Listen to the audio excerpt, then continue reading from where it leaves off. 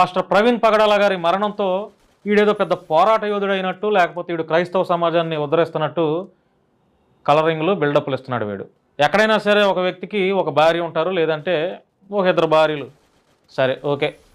ఇంకా ఏదన్నా పరిమితి దాటితే వాళ్ళ వాళ్ళ కుటుంబ పరిస్థితులను బట్టి ముగ్గురు నలుగురు ఏదో సరే. అభినయ దర్శనికి ముగ్గురు భార్యలు అంట, మరి నాకైతే తెలియదు. మళ్ళీ పాస్టర్, మరి పాస్టర్ అయ్యాక ముగ్గురు భార్యలను చేసుకున్నాడా, లేకపోతే సినిమాలో నటిస్తున్నప్పుడు యాక్టర్గా ఉన్నప్పుడు భార్యలను చేసుకున్నాడా, మరి నాకైతే తెలియదు. కానీ సోషల్ మీడియాలో వైరల్ అవుతుంది ముగ్గురు భార్యలు అంట. మళ్ళీ ఇతను పాస్టర్.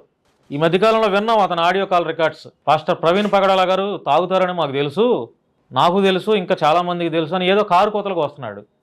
మరి పాస్టర్ ప్రవీణ్ పగడాల గారు తాగుతాడు అని ఈ ఎదవగా తెలిసినప్పుడు మరి ఎందుకు బయటకు వచ్చి ఓ పెద్ద యుద్ధ వీరుల్లాగా, పోరాట యుద్ధుల్లాగా ఎందుకు అన్ని రోజులు ప్రవీణ్ పగడాల గారిని హత్య చేశారు, ఆయన తాగుబోతుగా చిత్రీకరించారని